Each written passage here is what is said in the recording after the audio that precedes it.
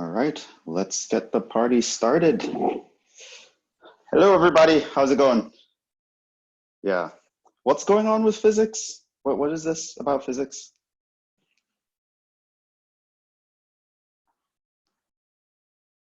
I did get a haircut. Yes, you noticed.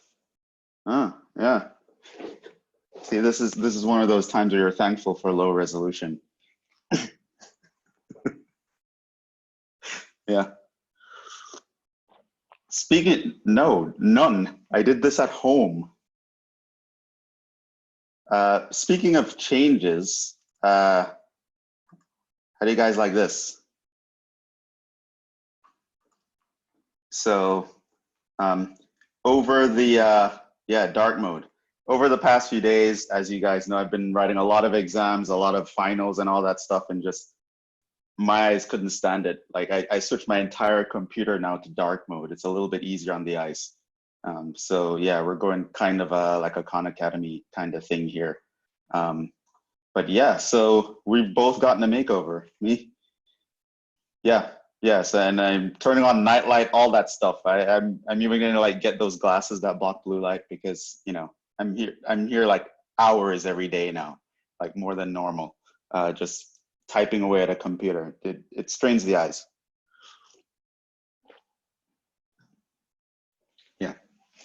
So, all right. That being said, let's begin. As I mentioned a little bit earlier in the chat, we do have 3 sections left to cover. Not this one. So this is just what we did last time. But we're going to cover functions of several variables. That's going to be a very general kind of, hey, get used to this idea kind of topic. Sort of like how when I introduced you guys to the 3D coordinate system, just telling you, okay, here's the things that we think about in functions of several variables. And we're just going to look over some basics like, oh, this is what the domain is, and this is how you can visualize them and that sort of thing. Then we're going to run into limits. We're going to learn to do limits in multivariable, in higher dimensions, which are different from limits in single variable calculus. And then we're going to wrap up with partial differentiation. So that should be fun. So it's like derivatives in a multivariable context, not the total view of the derivative, but a partial view, if one could say so. It's called partial differentiation. That should be interesting. And we are going, to talk about the derivative, the complete picture of the derivative in higher dimensions, you really need a lot of linear algebra, and because it's actually technically defined as a matrix with all sorts of things going on, and you guys really need to be able to visualize vector spaces and what a matrix function would be and all that good stuff. So however, partial derivatives still very useful idea. And even in instances where we do know how to talk about the total derivative, we still use the partial derivative idea as well. So if, by the way, you want to talk about derivatives in that level of abstraction, you probably won't see it until an advanced calculus course. Like you're not going to see it in a regular calculus course. So even in 213, you're not going to understand fully what a derivative is in higher dimensions. But we'll get the picture started, and we'll start to look at some important things in terms of derivatives. So after those 3 sections, we will be done with the course. Your exam is the last day of your class, which is probably next Wednesday, as someone pointed out, which again, I'll post the review for that. Hopefully by Wednesday, if not Thursday. I have a bunch of finals on Wednesday, so let's hope I can actually get it up by Wednesday. Yeah, and as long as that, yeah, we've learned a lot, right? It's been all right. Let's actually jump into this lecture. So gonna turn off the video and let's go. So we have, come again, Can we come back to you and check in, potentially ask for assistance after the semester ends during office hours? Yeah. Yes. And I might, I forgot what, oh, hold on. I did write some stuff down. So,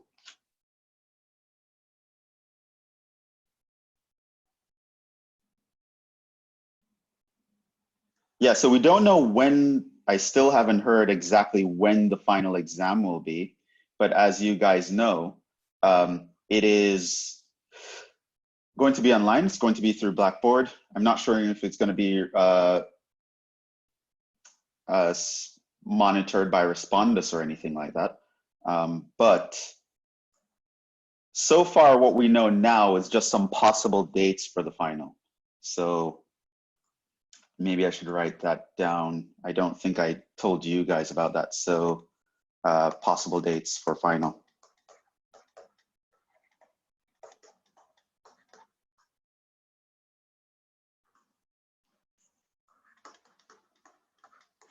Start off with that little announcement. So one possibility is going to be Monday, May 8th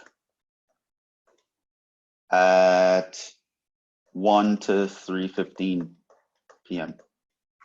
That's one possibility for the final exam date. Another possibility is that Tuesday, not May 8th, May 18th, May 19th, same time, 1 to 3:15. And another possible date is Thursday, May 21st, from 3:30 to 5:45. So just so you know, those are potentially when your final can be. So it's going to be during one of those time slots. And I'm assuming that they're just trying to make sure that they play well, nicely with the other departments and that there's no real conflicts or anything of that sort.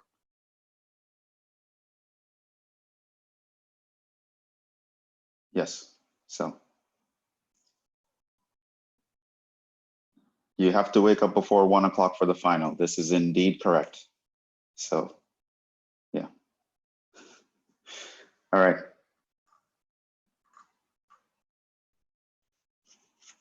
Yeah, well, normally I've been waking up noon to 1 usually because I'm up like 4 or 5 a.m.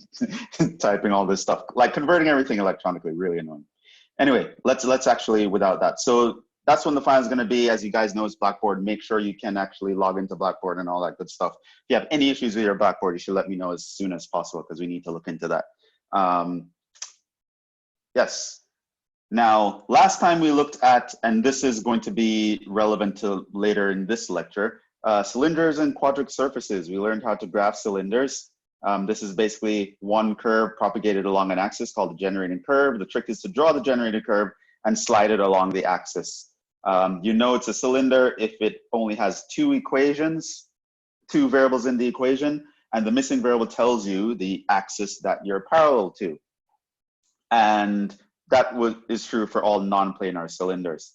We also looked at quadric surfaces. Those are the guys with equations that look like this right here. Sort of like a higher dimensional quadratic equation. That's why they're called quadric surfaces.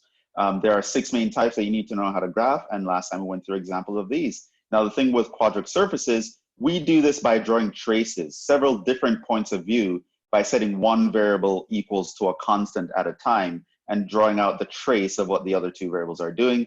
You combine these 3 traces, maybe more if you need more, and that will allow you to draw some 3-dimensional object. Well, it's a 2-dimensional object, but it lives in 3 space. And we did a bunch of examples of how to do that. That's where we are. Now, we do want to talk about functions in several variables. Now, the function might have a graph that looks like a quadric surface or a cylinder or something like that. But yeah, it's just the idea of functions. And overall, a lot of your intuition on functions and what the definitions are going to remain the same. So for example, you're going to think of domain the same way. It's just the set of all possible input values that you can plug in that will make your function work or make sense or be meaningful. The range is the set of possible output values, all that sort of thing. All those concepts are still the same. It's just that when you're in 3 dimensions or higher, you need to be a little bit more careful in how you're doing things. And you kind of have to keep your eyes on more than one thing at a time. So you have to really kind of be multitasking here in multivariable calculus. So we're used to thinking of functions in one variable. So something like you know, y equals x squared, or something like x squared plus y squared equals 4, where the dependent variable is defined implicitly. Now, this way that we've been looking at functions in Calc 1 and up to this point in Calc 2, and of course in algebra and pre-calc and all that good stuff, very useful, very important for us to know. But as you might have noticed, in real life, there are many things that depend on more than one variable. Like if you wanted to check, for example, you went to the doctor, you did a checkup, and you want to know, just roughly speaking, how healthy you are. There are many different factors that you have to keep your eye on. They'll check your blood pressure, they'll check your blood sugar, they'll check, you know, your stress levels, they'll check, you know, your hormone levels, they'll do a blood test where they check for a bunch of things. So there are a bunch of numbers that is associated with how healthy you are. And similarly, if you want to talk about you're looking at the data for some company because you're interested in buying stocks, then you have to check out the fundamentals of that company. You know, how many employees do they have, what revenue they're bringing in, what their debt is like, you know, and, you know, is the stock price overvalued? Do you have a bunch of statistics to look for that? There are so many numbers that deal with one thing.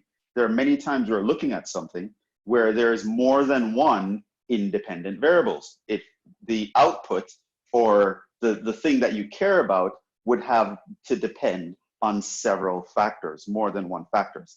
And to generalize that idea, we use multivariable functions. We use functions of several variables.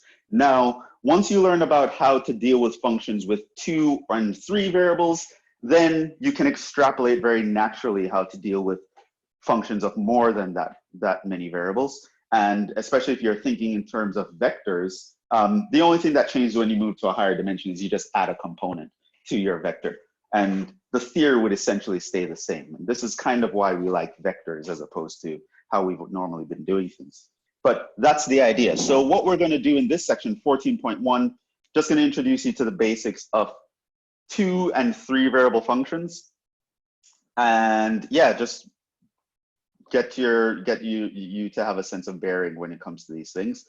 Okay, so a real valued function of 2 variables, that's this one that I'm identifying here, is just a rule that assigns to each pair of numbers, x comma y, in some domain or region, a unique number denoted f of x comma y. Okay, so it's like, remember, a function was a rule that assigns to each element in one set a domain, an element in another set called a codomain. It's the same thing here, except now you're choosing 2 numbers to connect to one number. But you think of these 2 numbers as being somehow one coordinate, right? So an x comma y. Okay, so pretty much you have some region, which we call the domain. This is represented by the little orange blob here. We have coordinates in that region, right, that have the form x comma y. And then there's a rule that takes a specific coordinate and maps it to a certain number on the z-axis. Okay, so this here gives you your f of x, y. Okay, that's it. Now, the set D is often called a region, and I just want to talk about some definitions of terms here for region. Now, under normal circumstances, you won't really have to worry about things like this in a class like this, but given the fact that your final is going to be online and chances are it's going to be a lot of short answer multiple choice, these definition terms actually provide a nice little repository of questions that someone could ask. So I'm just going to cover all our bases just to be safe, talk about some of these things so that you know. Okay, so a region in R2. Okay, this is just a set of points that you are thinking of as maybe the domain of some function. Okay, so it's a bunch of coordinates in R2. Now, it's called an interior point of this region. It's just a point where you can draw a disk around that point and it's completely inside the set that you're looking at, okay? A boundary point is a point, so I'm looking at the second picture here. A boundary point is a point in your region that if you were to draw a disk around it, no matter how small, you'll contain both points in the set and points outside of the set. And a region that only contains interior points is called open, and a region that contains all its boundary points is called closed. And of course, it can be not closed or not open and all that good stuff. But closed and open are the main things here. So and I gave you some examples here. So the open circle, the open disk, x squared plus y squared less than 1. This is the set of all points that are within the circle of radius 1, not including the boundary. Every point here is an interior point. No matter how close you get to the boundary, you'll be able to draw a circle that's very small that's still inside the disk. The boundary is just the circle, x squared plus y squared equals 1. These are points where if you're on that boundary, you open a little circle, you'll have points inside and outside of the circle. And when you take the inside of the circle and its boundary together, you get the closed unit disk. You also have unbounded regions. Now, the definition of unbounded means that the region can not be contained in any circle centered at the origin. So, for example, for this region, it is unbounded because I can take a circle centered at the origin, and there'll be points in this region that's outside that circle. And I can take a bigger circle, and there'd be points in this region outside that circle. So that is unbounded. There's always a point larger than the radius, farther away from the origin than the radius of any circle that you can pick. While a bounded region here, I can pick the center here, the origin, draw that circle, and the region is completely inside that circle. So that's called a bounded region. We can fit it inside some circle, okay? So these are just some definitions that you should read and know, and as much as I can figure out what's going on for the final, I'll let you guys know if you really need to know these definitions. But usually some definitions like this you really need to know for a higher class than this one. But I just wanted to throw those in just in case. What we really want to know is how to look at functions, like we have a formula for some of our functions here. And how would you identify domain? How would you plug in a point? How would you evaluate a function? That sort of thing. And it's a lot more natural than you would probably realize until we get to the graphing part. But when it comes to computations, you can deal with these functions in a very natural way. So let's look at this example here. Let's move some of these guys out of the way. All right, so find the domain of z equals ln of x squared plus y squared. All of the x squared plus y squared is inside the ln. Now, just by what you know about ln's, what do you think the domain is? We're just gonna jump right in here because I think it's very natural to actually play by ear. What do you think the domain is gonna be? What do we need to be positive?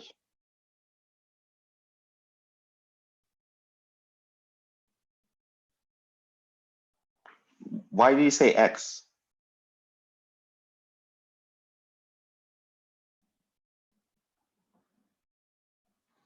Right, everything inside the logarithm needs to be positive, right? So,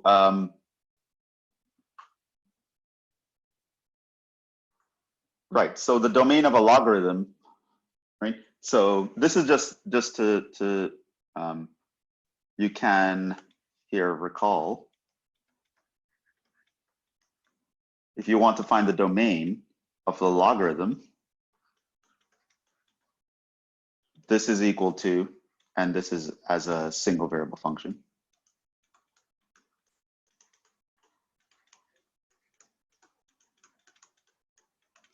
Right, you need the set of all x's such that x is greater than 0. So the log of 0 is undefined. The log is also defined for any negative numbers. So, which means for this example, z equals ln of x squared plus y squared. We need x squared plus y squared to be strictly greater than 0, which means we need x not equal 0 and or y not equal 0. Because if they're both 0 at the same time, they are not positive.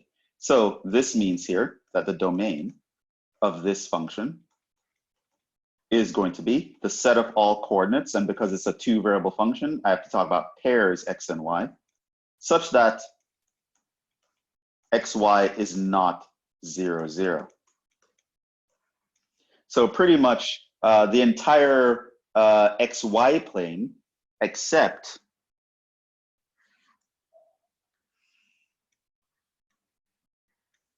So pretty much the entire XY plane except the origin. I cannot be the coordinate here, but pretty much anything else can work.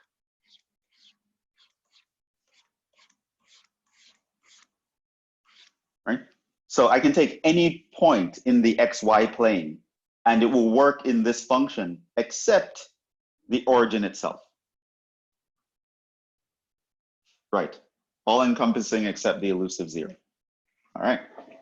So again, very natural. Knowing what we know about single variable functions, the answer here, very natural to come up with. And just as it works with this function here, this will be true for a lot of the functions that you're familiar with. So anything that looks like some polynomial, like a multivariable polynomial, yeah, it's going to work for all real numbers. If it's a logarithm, you see a logarithm, whatever's inside the logarithm needs to be positive. If it's an even radical, then whatever's under the radical needs to be positive or equal to zero, and so on and so forth. If it's it's a rational function, the denominator can't be zero. All those rules that you know from single variable functions will come into play here. So let's look at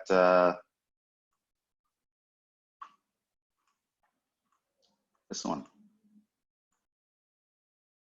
So someone tell me about what is the domain of this guy here.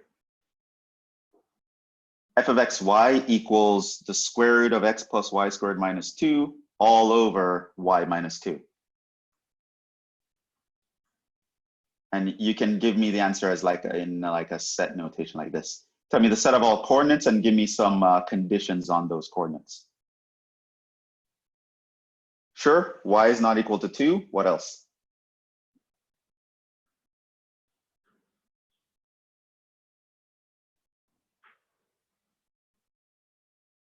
And you need a positive inside the radical. Non-negative, anyway. So let's actually just go through this. So here, you need two things. For the radical,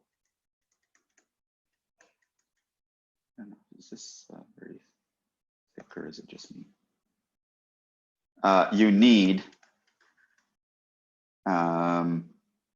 x plus y squared minus 2 to be greater than or equal to 0. So in other words, you can say that the x must be greater than or equal to 2 minus y squared. Okay, so that's one thing. And then for the fraction, you would need y minus 2 to not be equal to 0, which means you need that your y should not be 2. And that's for the denominator here. So you have to have both of these. So this means the domain of our function is going to be the set of all coordinates that obey these rules. The set of all coordinates such that x must be greater than or equal to 2 minus y squared, and y cannot be 2. Now, if you were to visualize what this domain looks like, it's not just an interval on the x-axis alone, for example. There's a whole region we have to worry about now. So here, x equals 2 minus y squared. So that is going to look like here, starts at 2, but then it goes back like that. And this is going to cut into here at y equals radical 2. But there is also a line 2 where we cannot be on that line. So we cannot be on the line y equals 2. But other than that, in this entire region, we are a part of the domain, including on the boundary. So whatever this picture actually looks like, it's hovering over a shadow that looks like this in the XY plane, okay? So you cannot plug in anything outside of this green shaded region to plug into that function, it will make sense.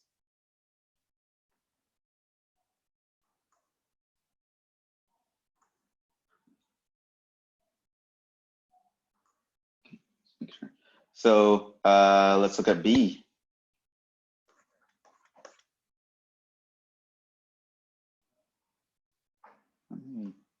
Maybe that thicker pen is better, I don't know. Let's look at B. So B says, what is f of 2 comma 3? Now let's remind us of what x is.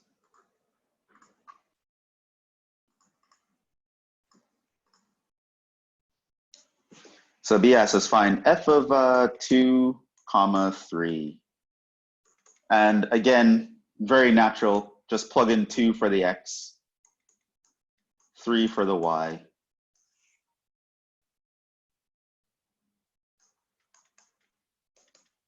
So that's going to end up being 3. See, you can they ask for f of 1 comma 2. And you would say here undefined, since y equals 2, not in domain.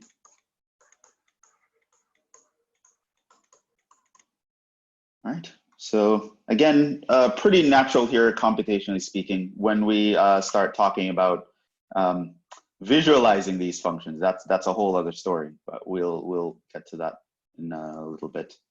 Here's another example.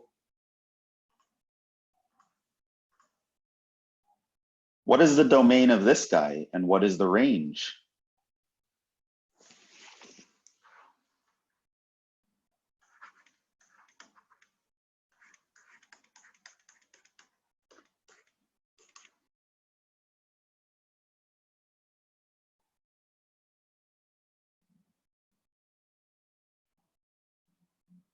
Okay, so that's for you guys.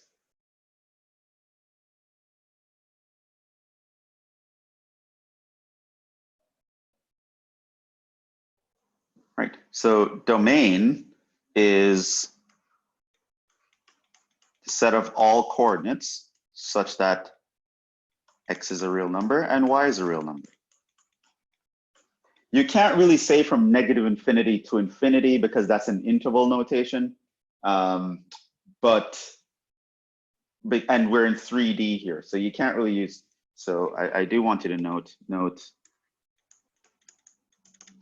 writing negative infinity to infinity, not correct here, since this denotes the real line.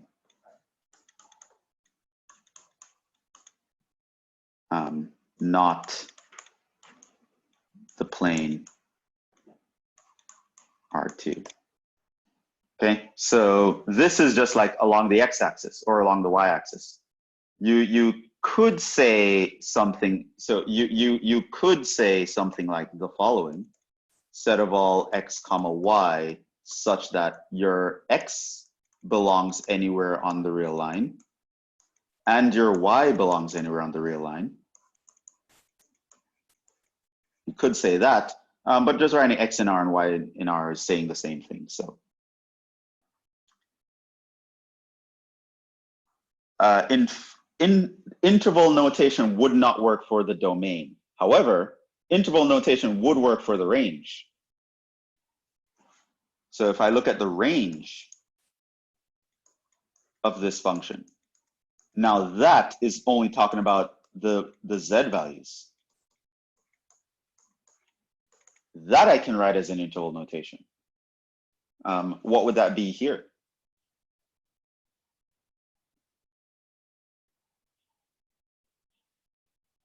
What are all possible outputs? 1 to infinity inclusive. That I can write as an interval because there's only one variable to keep track of. So this is one difference that we're seeing here. Even though the ideas that we're looking at are, again, very intuitive, we can kind of just jump in and use it. I'm just laughing at the colors yellow, red, and green, and black. It's like a Jamaican flag up in here. Okay, all right, so even though we have the very intuitive ideas, we understand, oh, this is a polynomial, so it should work for everything. You have to be aware what everything means in your context, right? So here, when you're doing 2 variables inputs, everything means R2, which means you cannot write that down as an interval. The output, though, is still a single variable. The output is just a z. So you can write that as an interval. You can't really write R2 as an interval. Interval is just some length on the, it's a kind of length on the real line, okay? So you have to be careful.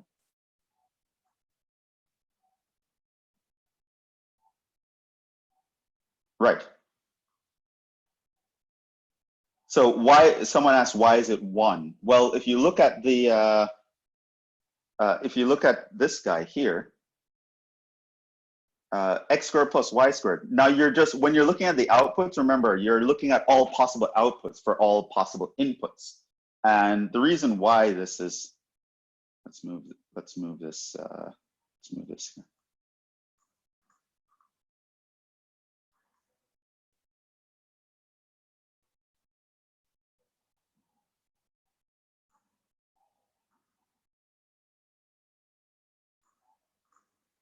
And you might say, why?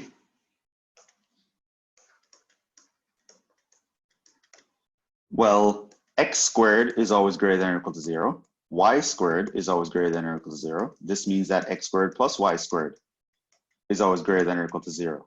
And that, of course, means that 1 plus x squared plus y squared is always greater than or equal to 1 by adding 1 to both sides. So 1 plus x squared plus y squared is 1 or larger. And this is just me thinking of it as a number, right? So I'm plugging in any x value that could be any value along the x-axis, because it can go from 0, negative infinity to infinity on the x, any value on the y-axis, negative infinity to infinity. But whatever these numbers are that I'm plugging in for x and y, the expression x squared plus y squared is always going to be greater than or equal to 0 when I just find what is the real number value of it. And then when you add 1, it's greater than or equal to 1. So the z output of this function is always going to be 1 or bigger. So if you were to graph a graph of this function, the entire graph of this function will take place at 1 or higher. And in fact, we know enough to actually look at the graph of this function. What is the graph of this function? Right, if I look at z equals 1 plus x squared plus y squared.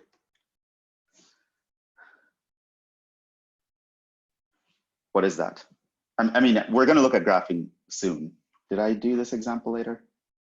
Something similar. What does that look like based on last lecture?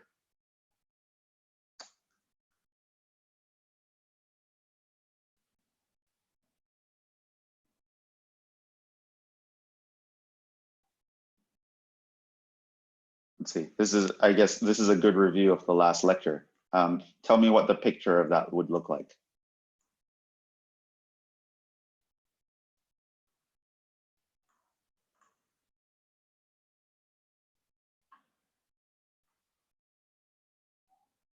Okay, don't try to remember the name.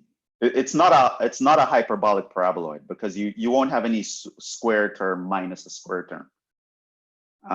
So don't worry about the name. How would you go about drawing it? It's not a hyperboloid because there's no hyperbola. Where's the hyperbola? To have a hyperbola, you'd have to have an x squared minus a y squared, or y squared minus x. You have to have a difference of squares to be a hyperbola. Right? You could draw the traces. Let's recap that.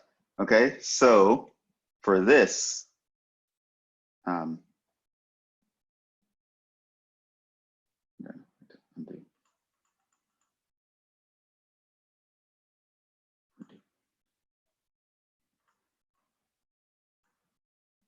I want to put this in yellow. You could draw the traces. So if I have z equals 1 plus x squared plus y squared.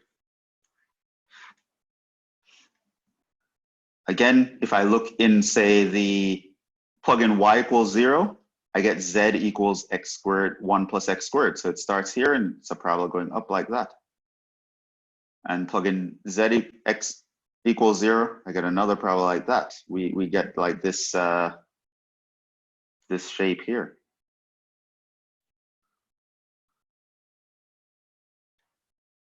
Right? And it's going up forever. Okay. So you'll notice that the lowest point it hits is actually 1, and it hits 1 when x and y equals 0. But once x and y deviate from 0, they all rise up, because you'll always have something larger than 1 if either your x or your y doesn't hit 0. So 1 is the vertex, or the apex. And so you're going to be at 1, which is when you're hovering right above the origin. And the moment you deviate from that, you go higher. So you actually get a paraboloid here. Okay, so this graph is the graph of a paraboloid. So all inputs on the z-axis, all numbers from 1 and larger will be hit. It will not hit the z-axis on anything smaller than that.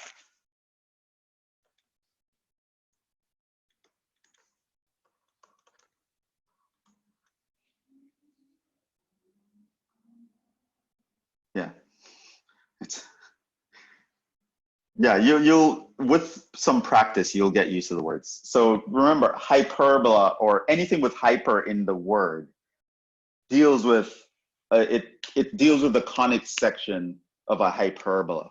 So that means you have to look like a square term minus another square term. So if we had something like z equals 1 plus x squared minus y squared, that would be a hyperbolic paraboloid.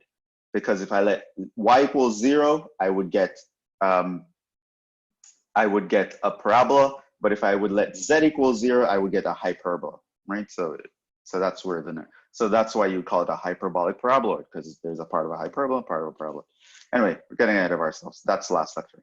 Okay, so that is our domain and range for this function. Now let's talk about graphing. We already started, so let's continue. And this is, again, just kind of a review of the last section. So if I were to ask you to graph this function, f of x comma y equals that guy. F of x comma y equals the square root of x squared plus y squared, all under the radical. Tell me what that graph looks like. And while you guys do that, I'm going to move some of these guys down.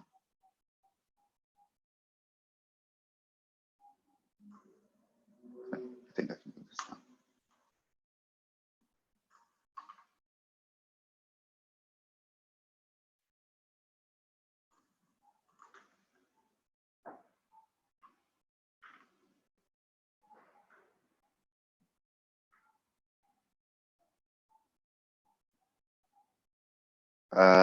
Z squared equals x squared plus y squared. Yes, that's what you would think of. It's not a hyperboloid again, though. Because, so yes, so from here, so you'd see z equals the square root of x squared plus y squared. So this would mean that you can think of your z squared as x squared plus y squared, which means there's nowhere here where you're going to, oh, it's missing what? Yeah, so it's a cone. All right, there we go. So, and that, again, that's one of those guys that you should have like memorized this graph. So basically, if you graph the traces, z equals k, they would all look like x squared plus y squared equals k squared. These are circles of radius k. So you end up with a cone.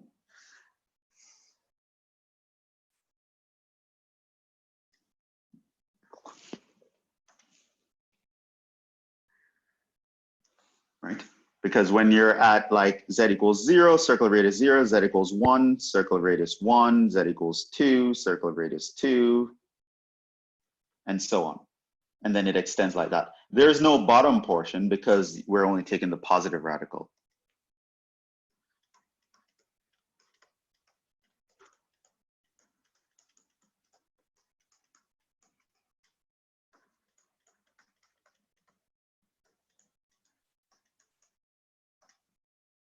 Okay, so that's actually a cone. And that would be the graph of this guy. It's just this part right here.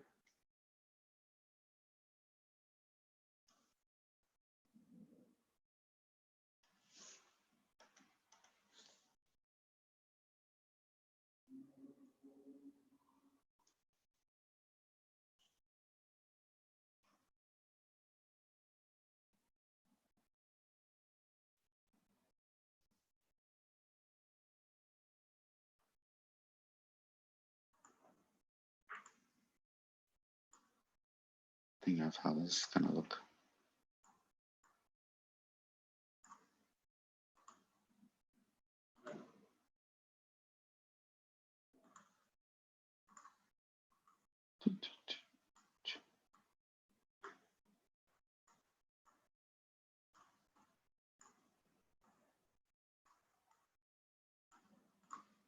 I'm getting used to the black background here. I'm not sure what's more aesthetically pleasing or whatever.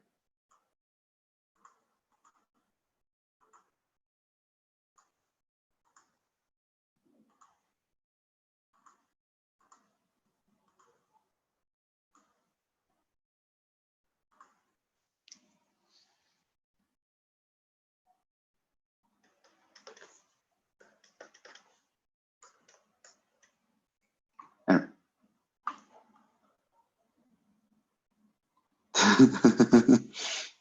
Okay, so let's go with this one. All right, let's see if you remember this one. So here's a function.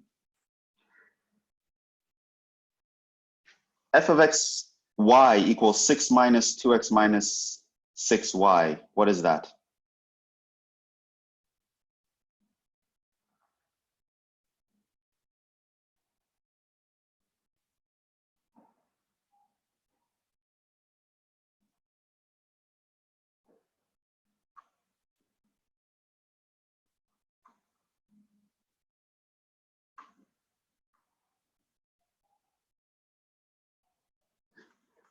Now, Kevin's just throwing out random words at this point. The hyperbola, he's like, he's like, well, I have a 1 in 6 chance of getting this right. I'm just, it's going to be right at some point. Like at some point, Jhevon's going to put a hyperbola down. So I'm going to be right eventually. So everything I write down, he's like, is it a hyperbola? Like he's always, is that a hyperbola? Is this a hyperbola? No. There are no squares in this equation. Right, so this here is like z equals 6 minus 2x minus 6y, which if I were to rewrite that, it would be something like 2x plus 6y plus z equals 6. What is that?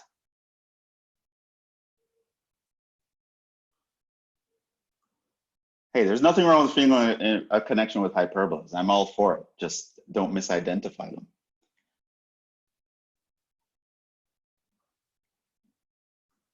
Like hyperbolas are my spirit animal. That's Kevin today.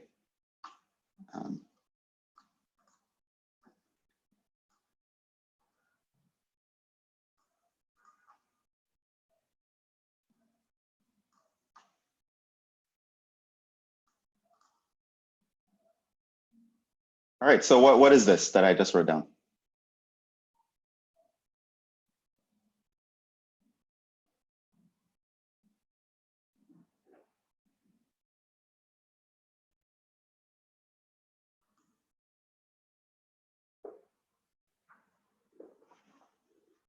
It's a plane.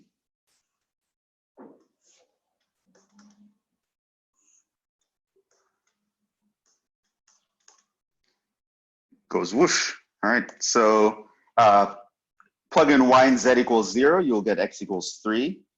Plug in x and y equals 0, you get z equals 6.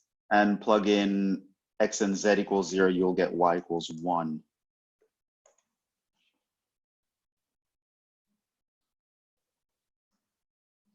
And so it's just a plane slicing through the first octant like that. Okay. Now what we're going to talk about is something called level curves.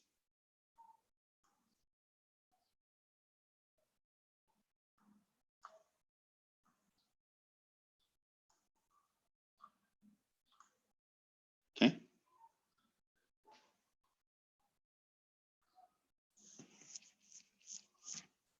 Yes, it's like a topographical map. Yes, a topographical map is one specific example of the topic that we're going to talk about. Okay, so level curves. Another way of visualizing graphs. Okay, so sometimes you have something that's living in 3 dimensions, but you'd want to kind of represent it in 2 dimensions. So again, the example that David brought up would be the example that I would bring up at this point. So like you're looking at a map, a topographical map, right? So you are looking on a 2D page with a bunch of lines on it, but you know that it's really mapping some 3D object. There's like a picture of this thing that's supposed to represent a mountain. How do you know it's a mountain? Well, they put elevation numbers on the curve. So you know that, oh, this curve right here is really at this far above the ground, and so on and so forth. So we can have this, shape or object in 3 dimensions. We can slice through it with planes. So you can imagine that there is some plane slicing through this thing, and it's slicing out a little trace here, and then you project that trace down. And then if it's at a certain height, if you realize that this is at the height of, say, 30, then you'll just label this circle 30. And so someone seeing that curve on a picture, seeing that contour, they'll just know, okay, so these concentric circles, it's really representing something that's rising to an apex. It's like a hill or something. And they can just look at concentric circles and kind of have some sort of awareness what's going on. So you can, on a topographical map, this might look like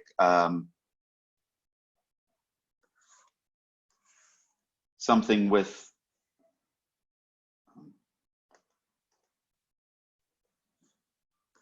so you might graph this in the XY plane, and it would look like and sometimes they color code it. So you have like a red, and then you have like a yellow, and then you have like a green. And then you're like, the colors indicate elevation.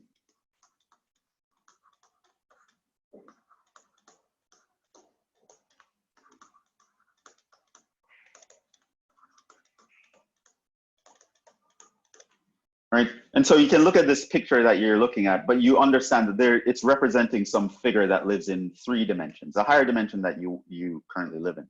Okay, so this is what like a topographical map is, and it comes from what's called a level curve. Now, mathematically, what we're doing is we're just setting a function equal to a constant, and then we're sketching those curves. Similarly to sketching traces, it's pretty much we're sketching different traces at different points along the curve. So for example, if you wanted to sketch the level curves of this guy, that's a guy that we drew before.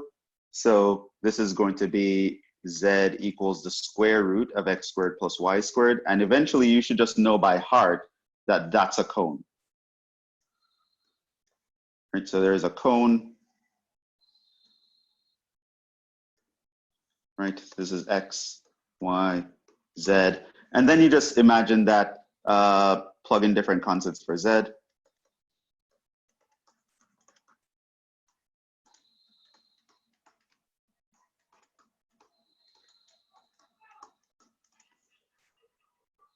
And you'll get different levels. So you plug in a constant for z here, and then this will be the curve that's traced down. We'll have this curve traced down here. Then you plug in a different level. Let's make that different color. Plug in a different level. You have another level curve here. Trace that down. And you can have like another curve. Boom, boom, boom. Trace that down. And so on. And so you could get the picture of the level curves. So you end up with having the level curves. And again, this will just be a picture of concentric circles.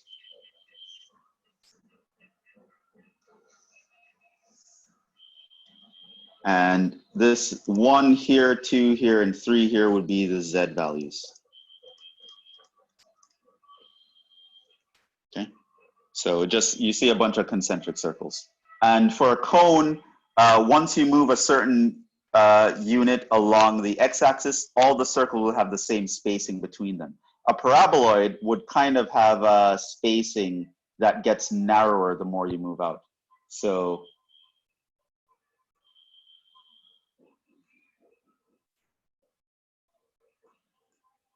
if I were to do something like level curves for, say, z equals x squared plus y squared, and so that guy would have like that. It's like a bowl shape, right? You'll realize it gets steeper the higher you go. Gets steeper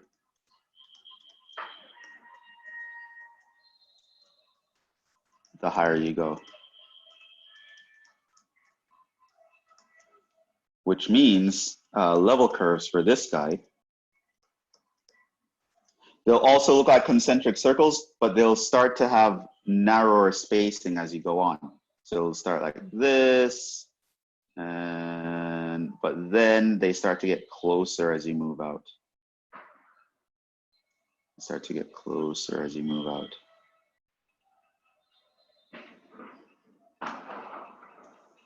So lines get closer.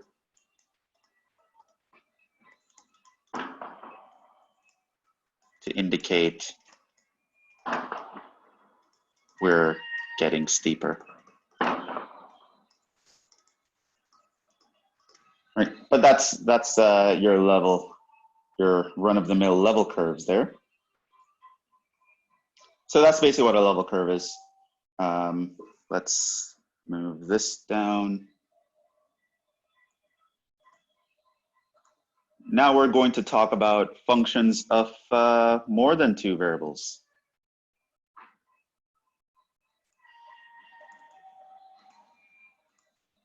Okay, which again works pretty much the same way that you'd expect. So you just have 3 inputs now. So you have f of x, y, z. We can still talk about things like domain, and that is the usual sense of, now I talk about the domain of f of x, y, z. This is going to be the set of 3 coordinates such that, 1, I need my y to be larger than x for the logarithm to work, and comma, I need my z not equal to 0. So you take entire 3 space except remove the xy plane, and at the same time remove the yz plane.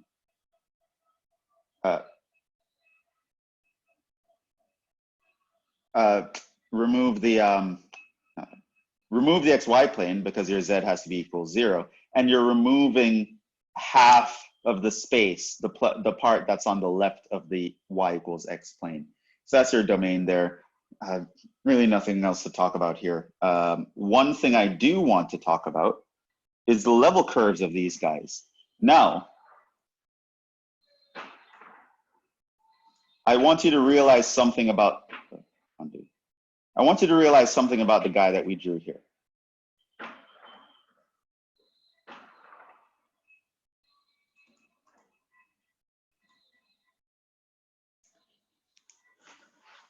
Now, what you should notice is the graph of f of x, y, z is in 4 dimensions.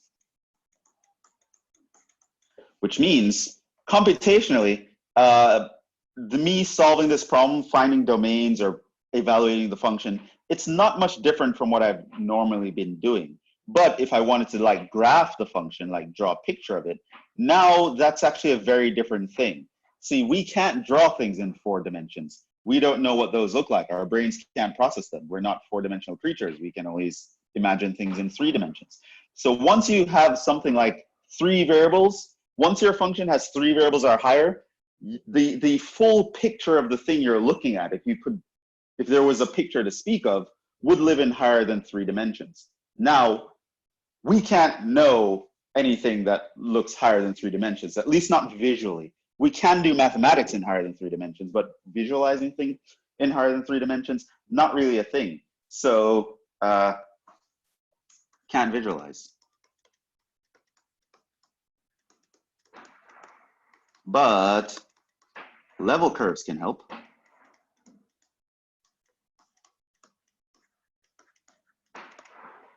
So one way we want to know about level curves is, yes, it's useful when you're like drawing a map, but it also helps us talk about things that are in 4D. So here's something that might blow some of your minds. I know it kind of blew my mind when I first did this stuff, is you see how when we were looking at a 2 variable function, we had a 2D surface living in 3 space. Its level curves were just these curves projected down. So you can think of just slicing through this thing and you're projecting it down. You can almost look at this thing as a shadow, right? So it's a shadow of the 2-dimensional object that lives in 3 space. In the same way, when we draw a level curve of a 3 variable function, you can kind of think of it as a shadow. Now, here's the thing though, that shadow is not going to live in 2 dimensions. It's a 4-dimensional object, which means it projects shadow in 3 dimensions. So the shadow of a 4-dimensional object is going to be something in 3 dimensions. So when we're seeing some object in 3 dimensions, what you can think of this as, this is really a shadow of something that's in a higher dimension. Now, I don't know what the hell that thing looks like, but I know its shadow would look like this thing. It's going to look like a cylinder, or it's going to look like a cone, or it's going to look like something else. But that is not really what the thing is. It's a shadow of what the thing is in reality. So for example, I can look at this guy here. This guy, right? So I'm going to use a new variable to talk about this, okay? So we have, say, W equals f of x, y, z. Now the graph of W is in 4D. So we can't actually graph so we can't graph it. Heck, we can't even imagine what it looks like actually. So I don't know what this thing looks like. So what we're going to do now is let's look at its level curves.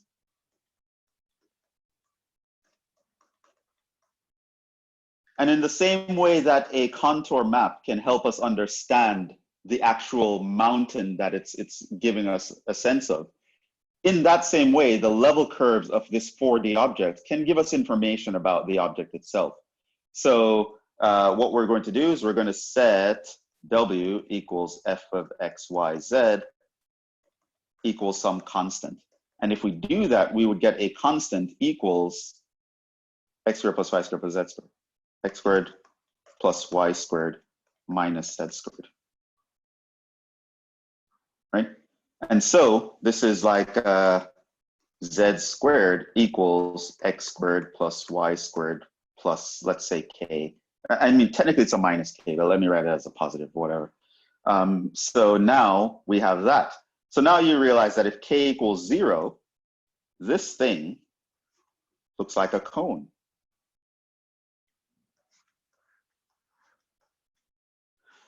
If k equals 1, this thing would look like a cone that's leveled up 1. If k equals 2, well, again, this now looks like a cone. So this here is at 1. This now is at 2. And so if you were to start to draw the level curves of this guy, which remember, it's like the shadow of this guy. The shadow of this object that 4D, level curves of W. The level curves of W would really be level surfaces.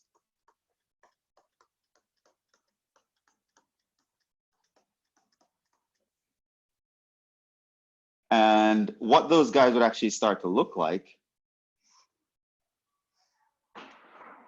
is, you can imagine like a bunch of cones inside each other stacking up.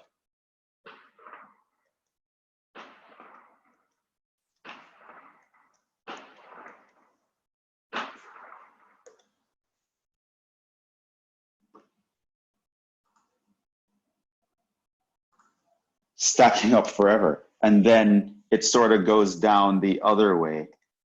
So it'll be like this, da, da, da, da, da, da, da, da. And you'll have little mini cones inside of mini cones going the other way as well. And so this guy is 2D figures in 3D space equals the shadow of the 4D figure.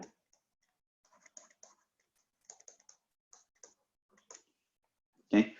So now by studying these shadows, we can start to talk about, well, what would this four-dimensional thing actually behave like? Just by studying what it is at every level. In the same way that we can kind of study what this hill would look like. Like I can look at these concentric circles and I can know that something is rising in 3 space at a very steady slope. Whereas if I look at the concentric circles that track the paraboloid, I realize that something is rising in 3 space that has a slope that's getting steeper. So I can look at this picture here and I can contrast it with this picture here. And while on the 2D plane, they don't look that different, I do have some idea in 3 dimensions what's really going on. And in the same way, I can examine a graph like this and know to some extent what's going on in 4 dimensions. And I can contrast that too, since I did 2 examples here with the cone and the paraboloid. Let me do same examples here. For this one, it would be very similar. For 4D level curves, you have to know all the quadric. Yes. So you do realize that the shadow of a 4D curve was a quadric surface, at least this particular one. Like the quadric surfaces and cylinders, you have to know them like all the time, forever. Okay. Similarly with this one, I would have W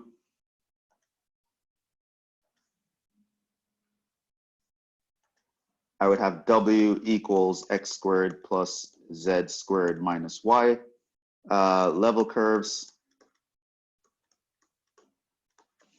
Well, that just is level curves, and by that I mean surfaces, level surfaces, is x squared plus z squared minus y equals k, or I can write that as something like y is equal to x squared plus z squared plus k.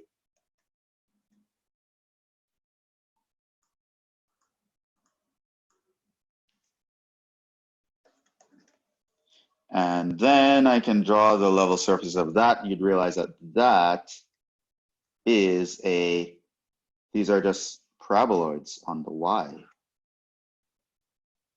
Give myself more space here. And they're just paraboloids contained inside paraboloids. You get a paraboloid, and you get a paraboloid, and you get a paraboloid. Everybody gets a paraboloid. Going on forever.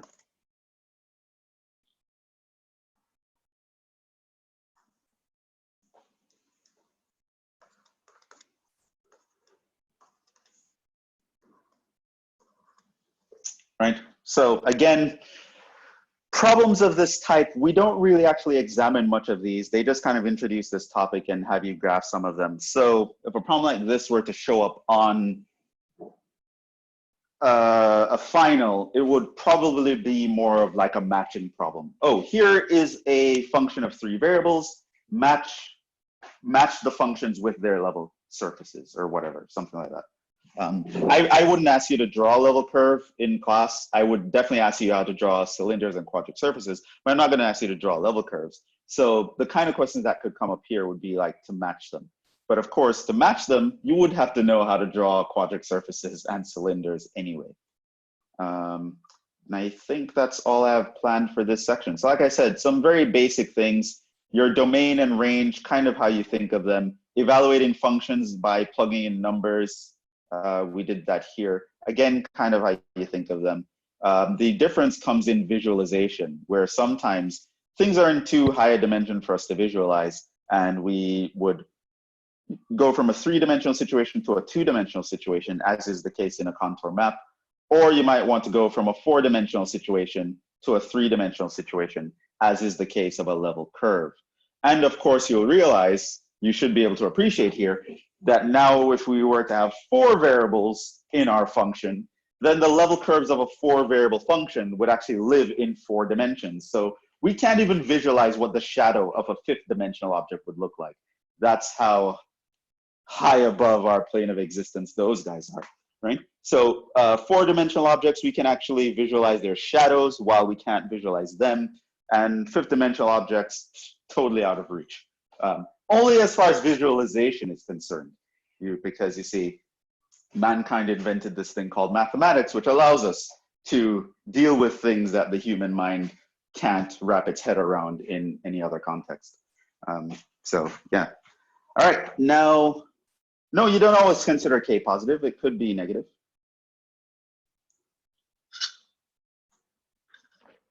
So this actually goes in the other direction. So if I had K negative, I would just get like a paraboloid going like this way. And it keeps going down as well.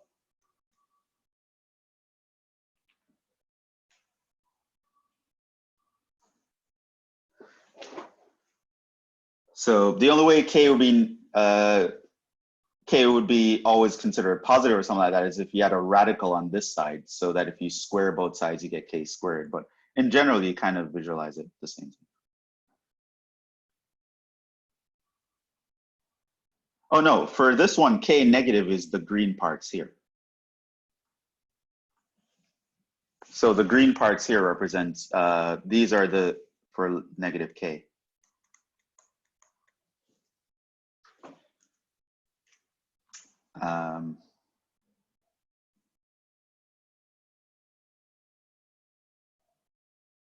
Well,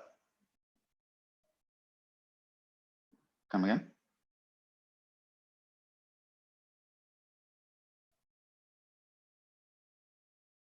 Well, the ones I specifically wrote out for K in this example were all positive Ks. But if I had a negative K, if I looked at K negative, like K equals -1, then it would be a cone, but it's shifted down here.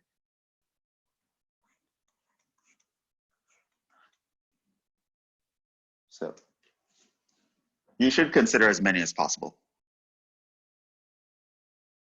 But again, by considering too much, I wouldn't even be able to draw a picture of it for you. So I want to still have you have some understanding of what I'm drawing. Okay, and that's it. Curves, functions in several variables. Let's move on. Let's talk about limits in higher dimensions.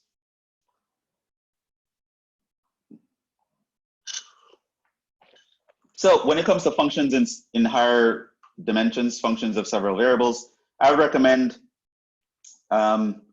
knowing how to find domain, understanding that domain isn't always an interval now. In fact, with several variables, it's never going to be an interval. It's going to be a set of coordinates where you have to describe what's going on. The output is going to be for a single variable. So the outputs can be written as intervals. So you have to know about domains, and all the old rules apply. You can't divide by 0. You have to have positive inside of radicals, and even you have to have positive inside of logarithms. Even radicals, you have to be greater than or equal to 0. All the same old rules apply. You just have to be careful how you're writing it down. When it comes to level curves, know how to sketch them, and really just know how to match a level curve to the function that generated it. I would say that. I'm not going to ask you to draw them specifically, even though technically you should be able to do it by knowing how to draw things from the previous section. Limits, though, we're going to have lots of fun with limits, and we're not going to cover it completely today. I at least want to talk about knowing that a limit does not work before we talk about knowing that a limit does work, because that's a whole other story. So limits can get a little bit tricky in higher dimensions, but let's get the story started. First of all, again, go back to limits in Calc 1, because understanding fully what a limit is in Calc 1 can make this a lot easier to understand, because a lot of the ways that a limit worked in Calc 1 are still applicable here. It's just that now, because we're in a higher dimension, certain things get harder to pin down. So remember what a limit is. It describes, and you, for those of you who don't really know what a limit is besides the how to actually like plug in a number, probably you want to watch my 201 lectures on limits where I talk about what these guys are. So limit describes what the output is doing when you manipulate the input somehow, pretty much, right? So you have y equals f of x. What is the limit as x approaches a of f of x? Well, it's the y value you approach when your x value approaches a, right? That's essentially how it is, right? The limit is trying to tell you about the behavior of the function in terms of what does the output do, or what does the output get close to when my input gets close to this thing, okay? And of course, we write this symbol whenever that thing is meaningful. So we can write the limit as x approaches a of f of x equals L, and that means as x gets close to a, your y will get close to L. And we had an intuitive understanding of what that means, and we even did a very precise definition of a limit in Calc 1, the epsilon delta definition. And we do have a corresponding definition in higher dimensions, but we'll talk about that later, okay? So the intuitive definition of a limit is this one here, which understanding that, very important, is gonna help us solve problems. And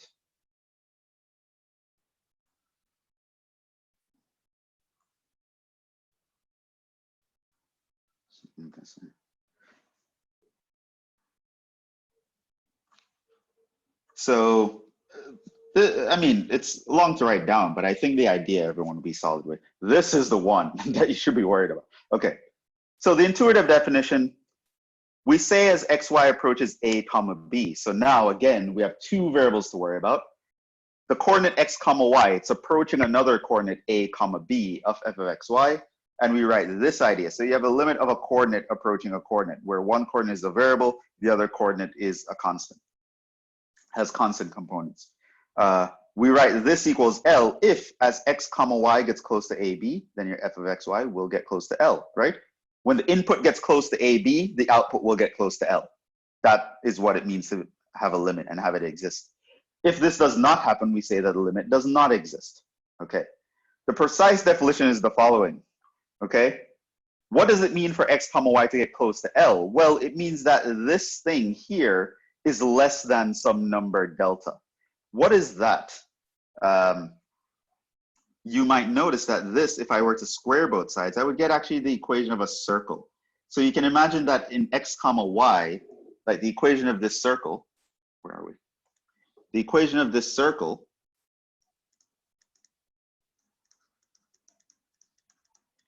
is actually going to be x minus a squared plus y minus b squared equals delta squared. So it's a circle of radius delta. And where in the center is a comma b. And we're saying as long as our coordinates x, y get close to a, b, how close? Inside some circle. Then the output is going to get close to L. How close? Within some distance epsilon. And so basically what we're saying is if in our domain we get close to this circle, our outputs will get close to this number. Okay, so that's basically the idea in 3 space. And so we can talk about what does it mean to get close. It means you are inside a circle. So this radical of x minus a squared plus y minus b squared, all square rooted, that's just writing the circle, right? That's what that's describing. Now, we're gonna talk about this definition a little bit. If you don't understand the epsilon delta definition in single variable calculus, this is going to be totally confusing to you. But if you understand that, this is just a very nice generalization here. I don't know why these things got shifted. Anyway, Comment here.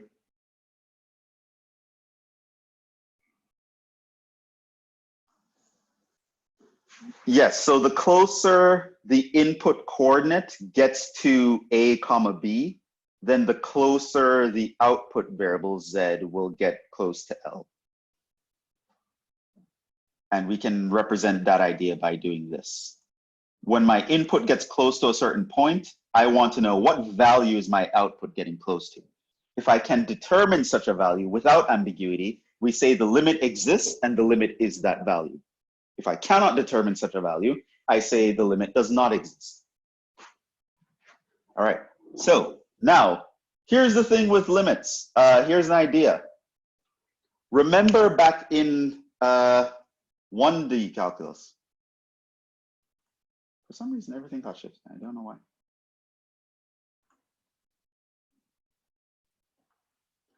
Remember back in single variable calculus.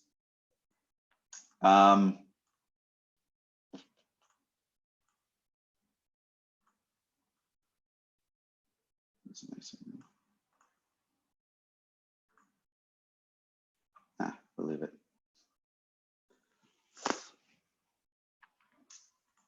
I don't. L is necessarily the third variable. L represents the input output value, whatever the output. It doesn't have to be a third variable.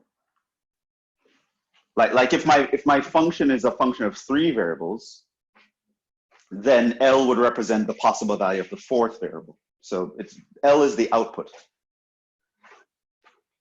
So, okay.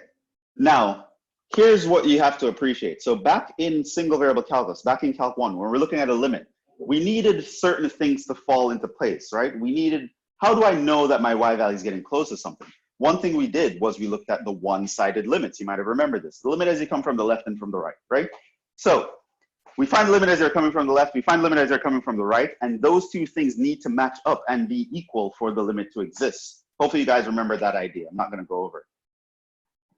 In 3 space, what I want you to realize is we have way more than 2 directions to concern ourselves with. It's not just left and right, right?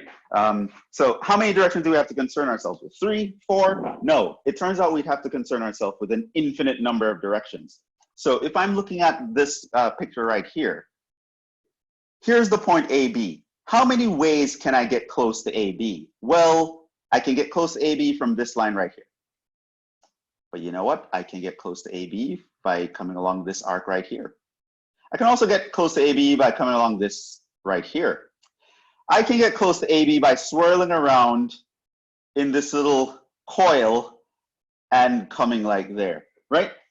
It's not left or right. It's not just 1 or 2 ways to approach a point. When we're in 3 space, we can approach a point from an infinite number of directions. There is no one-side limits anymore. We need to talk about all-sided limit. What is the limit from all sides, right? Because every direction must agree. So if I'm approaching AB from this direction and my output value goes to say 5, but if I approach along a different direction and my output value goes to 3, then I say, well, there's ambiguity here. It doesn't get close to 5 or 3. We say the limit does not exist. In 3 dimensions, there are an infinite number of ways that things can go wrong. And so we have to kind of pay attention to an infinite number of directions at the same time. So you might say, how do we ever know if a limit exists? Can we check infinite number of dimensions? We'll say that for next lecture. But I want to show you how to identify when things can possibly go wrong. Hence the next set of examples here. Okay, so we're going to first talk about how to know limits do not exist, right? And then next class, I'm going to tell you, how do we go about showing that something does exist? How do we actually check it from an infinite number of directions? Okay, so that's what we are going to go into now. So I have some examples here, and we're going to just jump right in and start looking at them, okay? I also have some steps here, all right?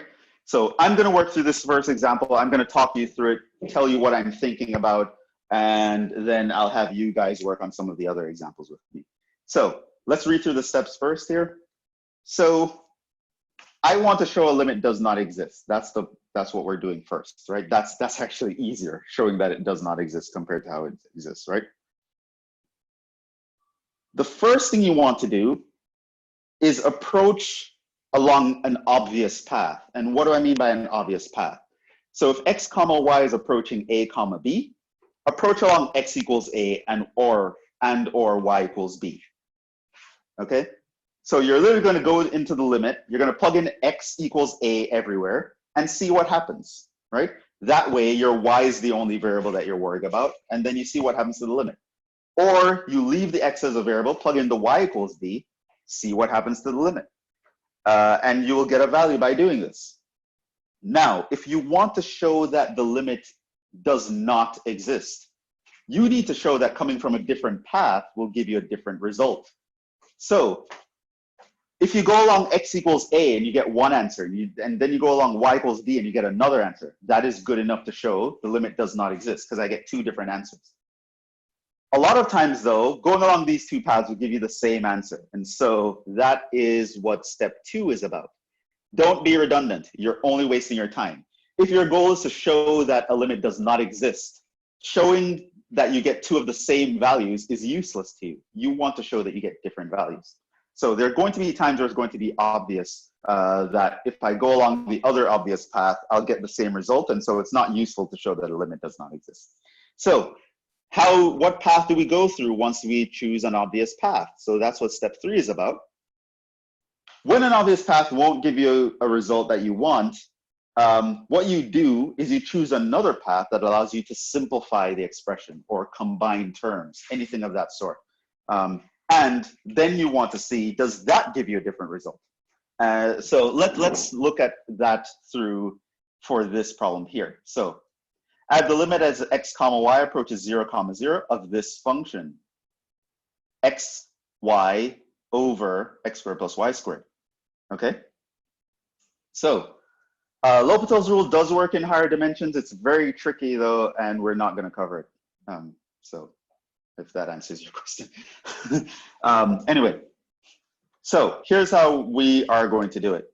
So here's an obvious path. Go along x equals 0. So I just imagine that I'm traveling. So here is 0 comma 0. And now I'm going along x equals 0. So I want to approach from this path here. Okay, so along x equals 0 is the y-axis. So I want to see if I approach from x equals 0 and I get close, what is the value of this limit? Okay, so along x equals 0, what happens? Well, my limit in this case is going to look like the limit of 0 comma y approaches 0, 0 of, well, 0 for the x's. So that's just the limit of 0. Well, that's just 0. Okay, all right. So nothing too fishy happened yet. I just plugged in x equals 0, see what happens. Okay, we'll see what happens. We'll see how it happens. And we did a fantastic job. It's a fantastic job. Okay, so notice here, along y equals 0 would give the same result.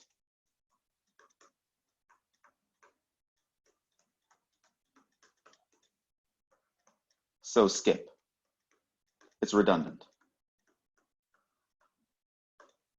How do I know that y would give the same result? Well, look at the numerator of this thing. It's x times y. If my x is 0 or my y is 0, then I would just get 0 in the numerator. I'm going to get 0 as the same result. So now I want to choose a less obvious path, right? I'm going to choose a path that allows me to combine terms. Now, of course, my path needs to also go through the origin, right? Because I want to get close to 0, 0. I have to actually approach that path. So let's go along, say y equals x. Now, why would I choose y equals x? So here's my thing. Here is 0 comma 0. And instead of going along the y-axis, I'm going along this path here, y equals x. right? Getting close to it from that path. Or you can think of getting close to it from the other side, however you want to think about it. But I'm along the line y equals x. Y equals x will pass through the origin. Now let's see what would happen if we go along y equals x. Well, along y equals x, our limit is going to look like now the limit. If my y equals x, this means it looks like x comma x. So I'm going to go to the original problem. Everywhere I see x, everywhere I see y, I'm going to plug in x because y equals x.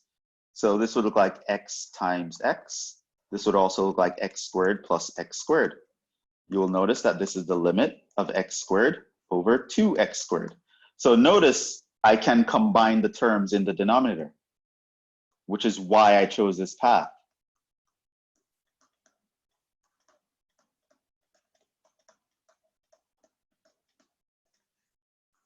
Now what happens?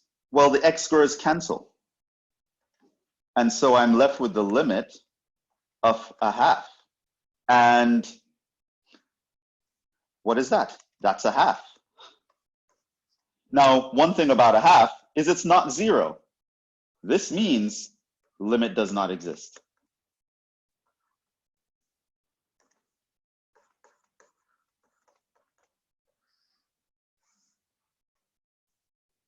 Okay, so we have this limit. I want to show that it does not exist, right? That's what the example says. Show that the following limits do not exist. Here's the limit. Approach along an obvious path. X comma y approaching 0 comma 0, which means x equals 0 and y equals 0 obvious path. Going along x equals 0, I get 0 as the answer because I just plug in x equals 0. Now, approaching along y equals 0 would give me the same result. My goal is to show that it does not exist. I don't want the same result. So I'm not even going to do that because I can see I would get the same result. Instead, what I do is I go to step 3. Choose a path that allows me to combine terms and simplify, because chances are that might allow me to cancel the 0 in some way and get some other result. And lo and behold, going along y equals x allows me to combine the terms in the denominator, allows me to cancel x squared, and then the result is a half. So if I travel along one path, the answer is 0. If I travel along another path, the answer is a half. You can't have two different answers, therefore the limit does not exist. Okay? And that's basically the idea. Let's you guys walk me through one. So this is going to take some practice to get used to. So let's see. All right. So here is another problem. Okay. So limit as x comma y approaches 0 comma 0 of xy squared all over x squared plus y to the 4th. Okay, so there's a y to the 4th here. Let me make that a little bigger because, I mean, it's a little bit hard for even me to see. Okay, so ideas, how you want to do this? Along x equals 0? Okay, so let's move along x equals 0. So along x equals 0, our limit would be the limit of 0 comma y approaches 0, 0. And I plug in 0 for x's. So I get the limit of 0 over y to the 4th, which is of course 0. So the limit is 0 from that direction. Okay, now what? Y equals the square root of x. Okay, that's another path.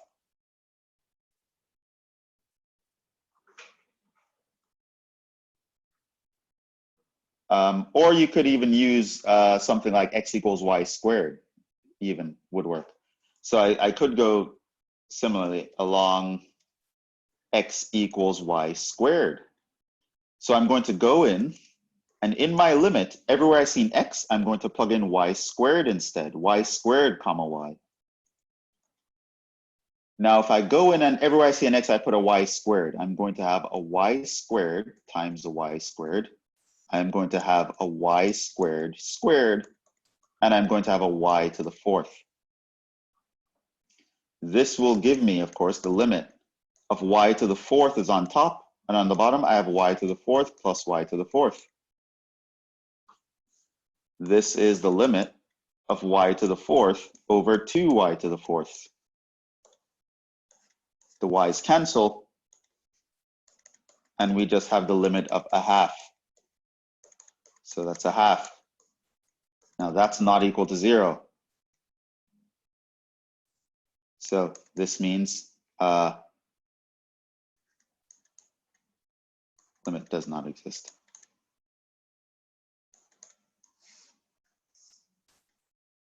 Okay, so again, I choose a path that allows me to combine terms. Yes, Kevin, question.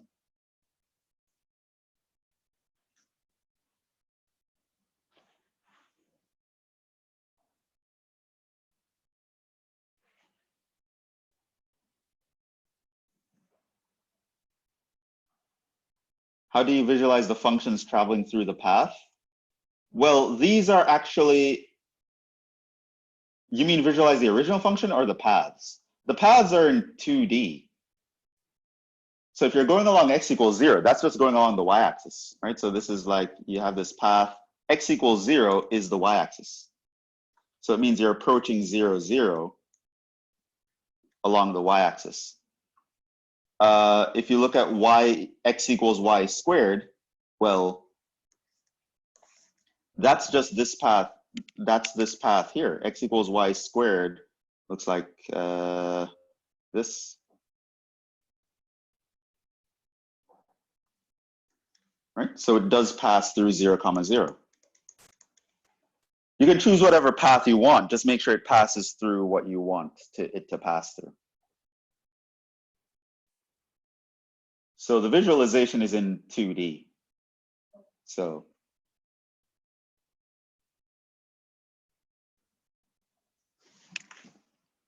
okay, let's do another example. This one.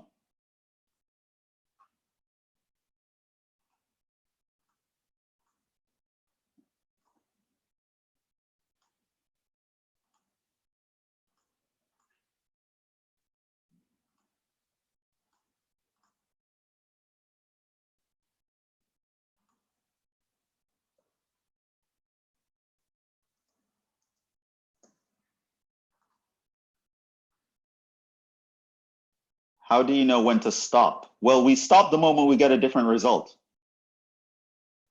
So here I got 0. Here I got a half. We stop. We'll talk about a different scenario next time. We'll talk about the scenario where,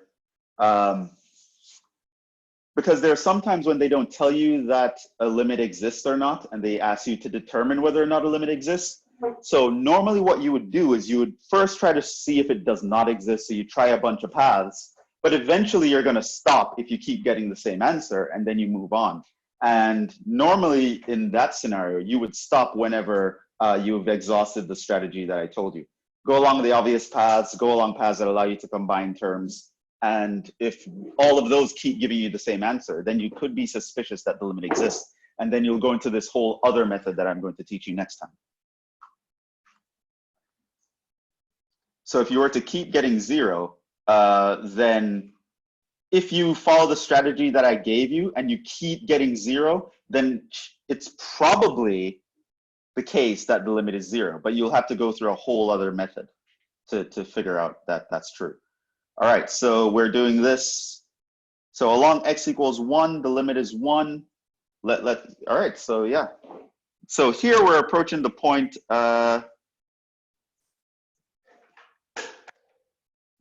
we're approaching the point 1, 0. So you can go along x equals 1.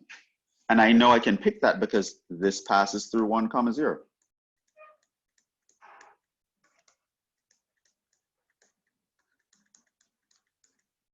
So the picture here would of course be x equals 1 is just a vertical line. And that actually passes through the coordinate 1, 0. So this is a valid path. You have to choose a path that actually passes through the coordinate you want it to pass through. So for example, what I want you to notice here, example, x equals 0 is an invalid path here. You would not be able to pick that path. because x equals 0 would be this line over here, and it does not pass through 1, 0. So when I say choose a path that will work, the assumption is you're choosing a path that actually passes through the coordinate that you care about. Okay, so in this case, L would look like, I'm going to plug in my x equals 1 everywhere. So this would look like y over 1 plus y minus 1. That is just the limit of y over y. That is just the limit of 1. And that is just 1. So we get the limit is 1 from this path.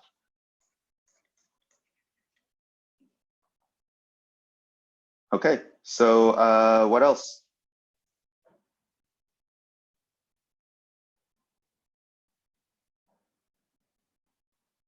Yeah, someone already mentioned the suggestion. Going along y equals 0.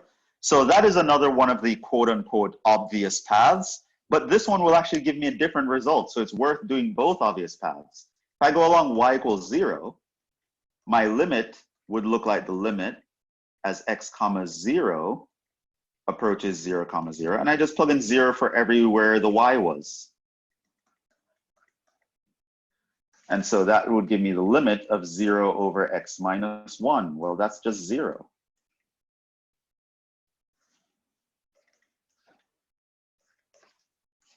And of course, 0 is not equal to 1, which is the answer we got last time. Therefore, limit does not exist.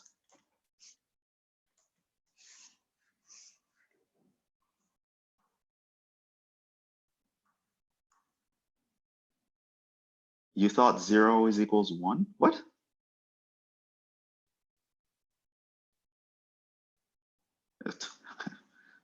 Oh, were you making a joke of something that I said? Yeah, 0 in particular is not equal to 1.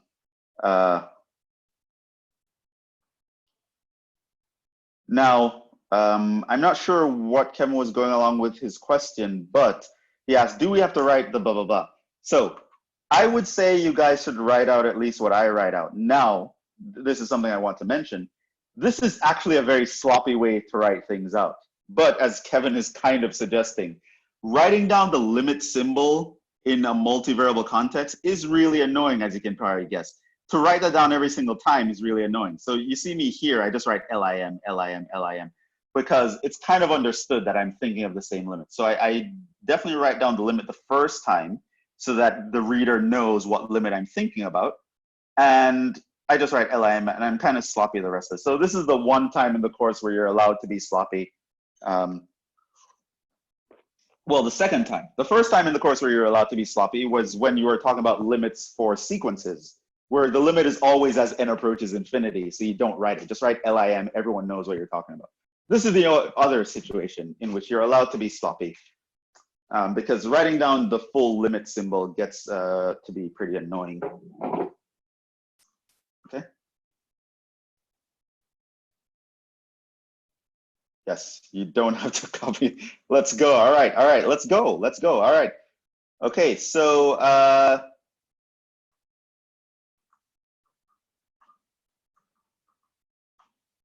two more examples. Let's get through these quickly.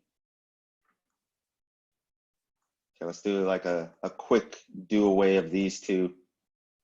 Where's that other example?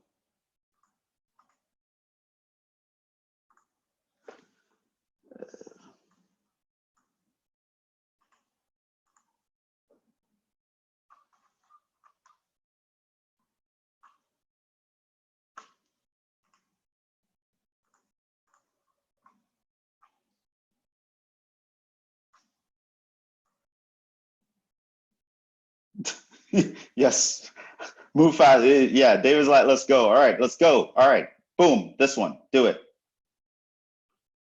Just do it. I should put a picture of Shia LaBeouf.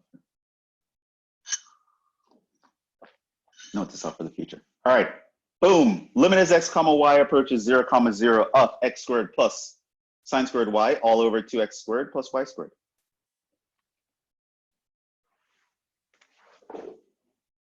Go. What do you want to approach along? Y equals 0.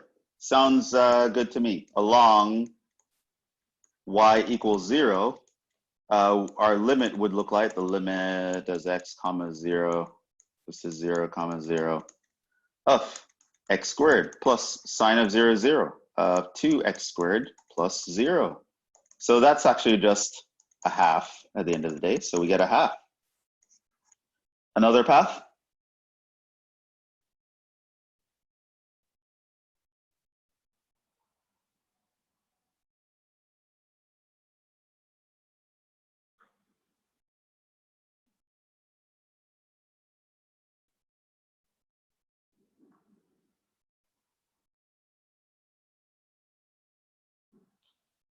Why do you people always feel like I'm about to trick you or something? What do you mean this is where Miki tried to prove it does not exist if it really does exist? Come on. We're dealing with limits that don't exist. So let's go. Give me another, we get that vibe. Jeez, people always thinking I'm trying to like pull one over on you guys, get tricky. No, come on, this limit does not exist. Show me another path.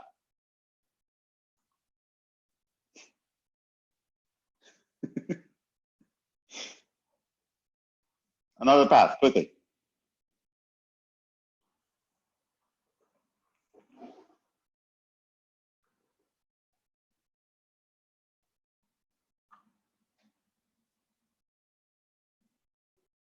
What would you approach along? Y equals sine x.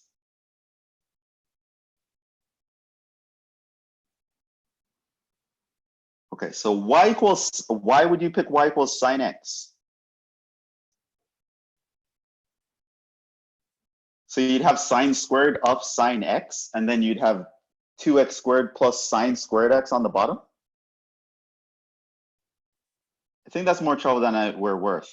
Y equals pi, not going to work because y equals pi does not pass through 0, 0.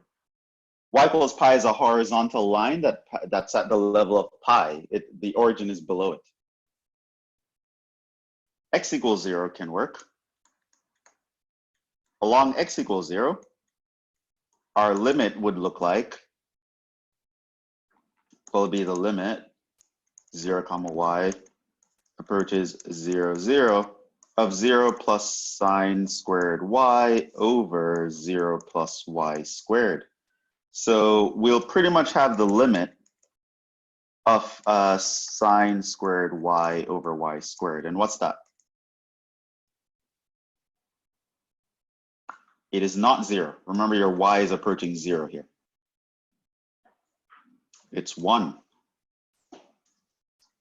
Okay, right. So this is one of those recall things. Recall the limit as theta approaches 0 of sine theta over theta equals 1. It's one of those special trig limits. Now, it just so happens that 1 is not equal to a half. And a half happens to be the answer we got last time. So limit does not exist.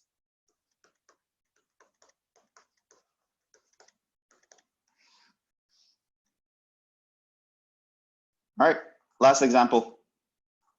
This one.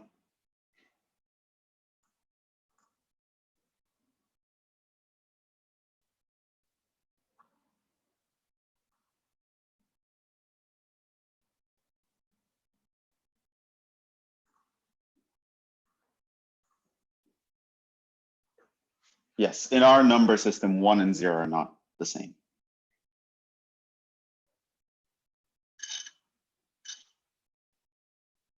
Okay, x equals 0. So we go, do I have the yellow selected? Along x equals 0. Our limit is the limit as 0, y approaches 0, 0 of 0 over y squared. So that's 0. Okay, another one. Oh, I already have the suggestion y equals x. Let's go along y equals x. So we have the limit is equal to the limit of x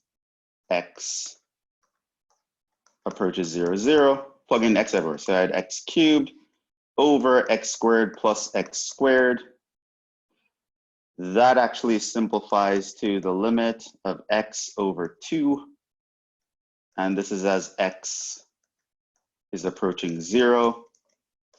So no, that gives me 0. So that path doesn't work. Or at least it doesn't work for what we're trying to do. Both give me 0. Give me another. How can we not get 0 here?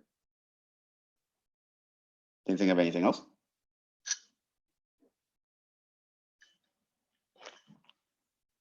X equals 1 does not work. Does not go through 0, 0.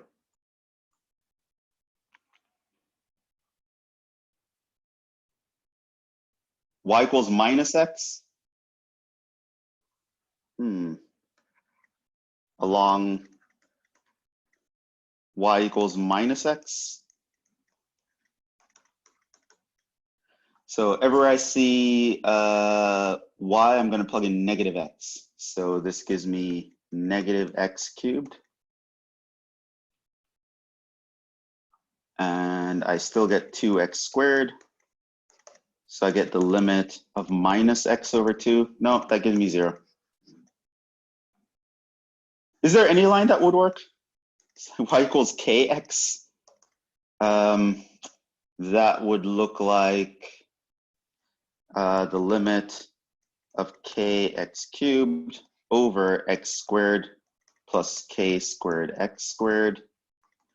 So that would look like kx cubed over 1 plus k squared x squared, which I'd be able to cancel this into that. So I would just have the limit of kx over 1 plus k squared, and that's going to be 0. So the answer is not a line. Still 0.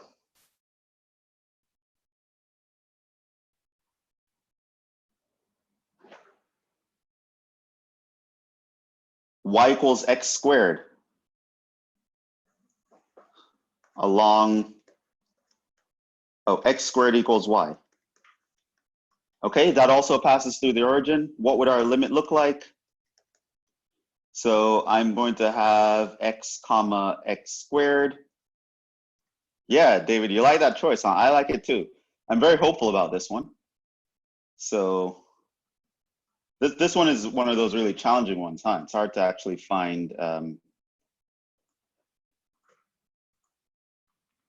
Okay, so I'm just moving this here because I'm tired of scrolling up and down. Okay, so yeah, all right. So I'm going to plug in x squared for y. So the top would be x to the 4th. The bottom would be x to the 4th here. So then I would have the limit. I could factor out an x squared, and this is going to cancel 2 of those, and I have the limit of x squared over 1 plus x squared as x is approaching 0. What is that? 0 again.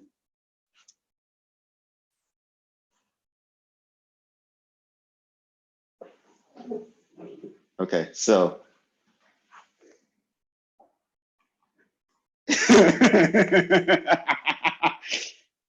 it exists. This was the one.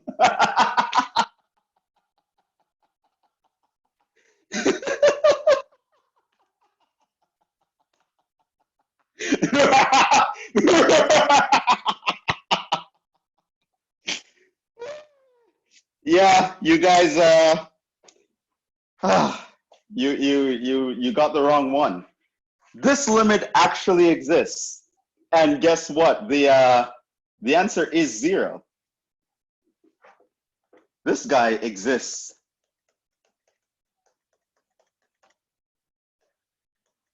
Moo-hoo, ha ha. Okay.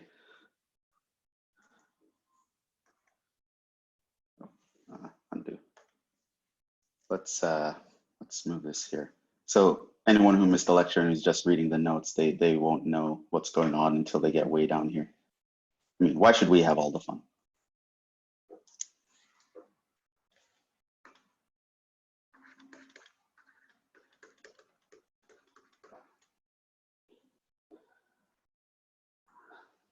Yeah. Yes. This is a lesson for all you people out there. You want to, sometimes you do it so that people get suspicious, but then you get them to trust you again, and then you bring it out on them. Okay, I'm kidding. But yeah, so you'd have people, now this goes towards, and we're going to wrap up here, but this goes towards Sean's earlier question. When do we stop, right? So you are going in and you're convinced that this limit doesn't exist, and you're trying path after path after path after path. When do you kind of give up and know that the limit does not exist, that the limit actually exists? It's probably just someone trying to trick us. Well, in truth, and this is now I can answer the question a little bit nicer, I would have stopped at the second part, right? The moment that an obvious path and the path that I told you in this other step to take, the moment that path 1 and path 3 actually give you the same answer, that moment you should start being very suspicious. Now, it's not guaranteed, but the moment that those two different paths don't work out is a path that I'm going to be very suspicious. Hey, these two guys didn't work out, really? And it's not because this is something in general, it's just that statistically speaking, the kind of problems that we would ask in a Calc 2 or Calc 3 classes, these are the kind of problems where these two paths that I told you how to pick them are going to uncover any discrepancies, if there are any, 99% of the time. So once you go through the obvious paths and you go through a path that otherwise allows you to simplify or combine things, the moment that doesn't work out, you should be suspicious. Maybe this limit does exist and I should do something else. And yeah, so with a lot of experience and with most of the problems and or a lot of experience, by the time you do 2 of them, you should know if someone's trying to trick you. We'll look at showing how a limit exists next time. Because remember, to get this done, we have to check an infinite number of paths. So how do you actually go about doing that?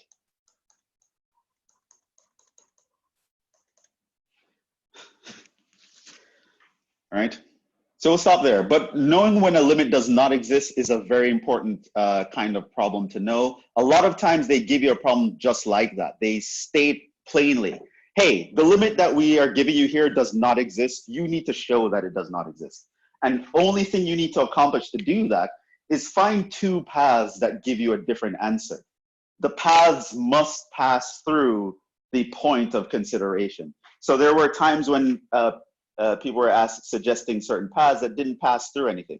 So for example, x equals 0 is not a valid path for this one because x equals 0 does not pass through the point 1, 0. So you need to be able to pick paths that pass through the coordinate that you care about, and at the same time, you get different answers. Doing that is showing a limit does not exist because you get 2 different answers. Now, a limit exists if you can approach it from an infinite number of paths and get the same answer. And that, as you might guess, is hard to show by brute force, right? So we're going to look at something that we can do it. Now, technically what you'd want to do is the epsilon delta definition of the limit here with that radical of x minus a squared plus blah, blah, blah. That's really tough to get to work out. So I'm going to give you another theorem, which is, we're actually going to use the squeeze theorem to help us do that. And so the squeeze theorem is going to help us check an infinite number of paths in one swoop. But we will leave that for next time. So that's it. So today we covered functions of 2 or more variables. A lot of things are the same as with functions of single variables. Domain kind of works how you expect. Range kind of works how you expect, except the domain is no longer integral. It's a set of coordinates in 2 space.